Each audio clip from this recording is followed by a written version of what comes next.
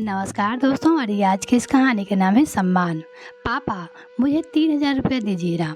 आपको पता है ना, मैंने वो इतना सुंदर लहंगा देखा था, पर मैं उस दिन ले नहीं पाई थी और मुझे आज वो चाहिए। हाँ बेटा, क्यों नहीं, तो ये 5,000 लग रहे, और तुझे और कुछ सामान चाहिए तो वो भी ले लेना। और कपिल जी ने अपनी बेटी को 5,000 रुपये पकड़ा दिए। तभी पापा, जब मैं पैसे मांगता हूँ तो 5,000 की जगह 2,000 मिलते हैं, और जब दीदी पैसा मांगती है तो 3,000 की जगह 5,000 देते हो।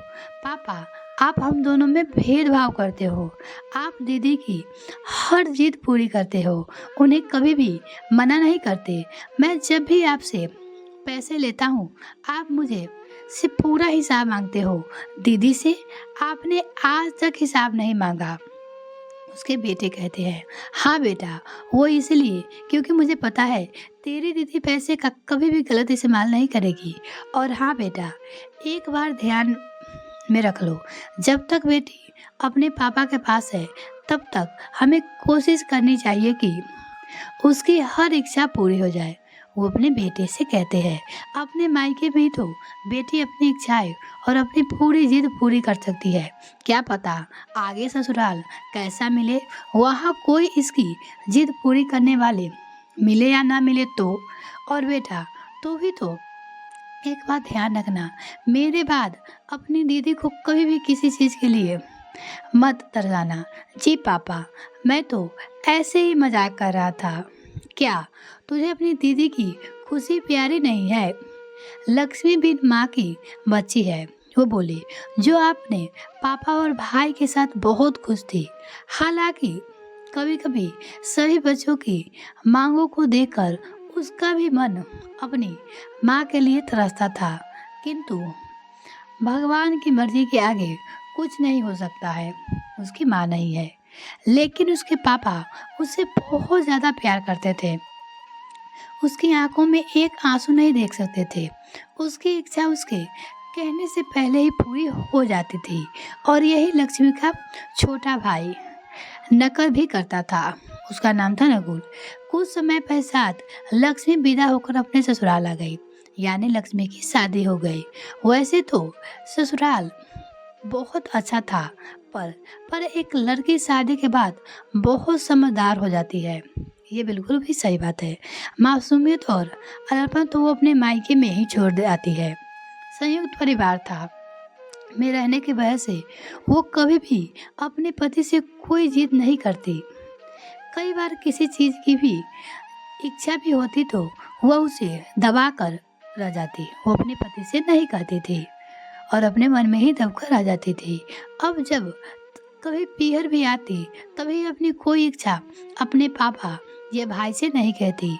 शादी के बाद लड़कियां में इतनी समझदारी कहाँ से आ जाती है? जहाँ इतने साल बचपन गुजारा, उसी घर में उसे अपना अधिकार नजर नहीं आता। खैर खैर लक्ष्मी की शादी को 3 साल बाद नकुल की भी शादी हो गई, यानी लक्ष्मी की भाई की भी शादी हो गई। नकुल की पत्नी प्रिया बहुत समझदार और संस्कारी लड़की थी, बहुत अच्छी लड़की मिली। इस बार रक्षाबंधन पे लक्ष्मी 4 दिन पहले ही यानी अपने मायके आ गई थी।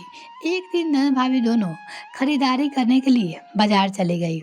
वहाँ लक्ष्मी को एक सारे बार बार अपनी ओर आकर्षित कर रही थी, किंतु किंतु इसकी कीमत 7,000 थी। अपनी भाभी से उसे कहने की हिम्मत नहीं हुई और थोड़ी बहुत खरीदारी करके वह घर आ गई।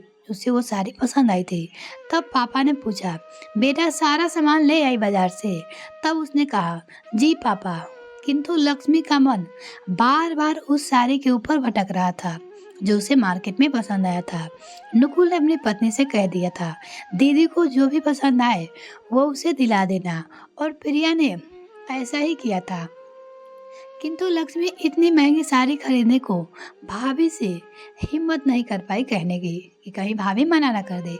रक्षा वाले दिन प्रिया अपने भाई के हाथ में राखी बांधने लगी। तब नकुल बोला, दीदी आज कोई अपना गिफ्ट नहीं मांगेगा।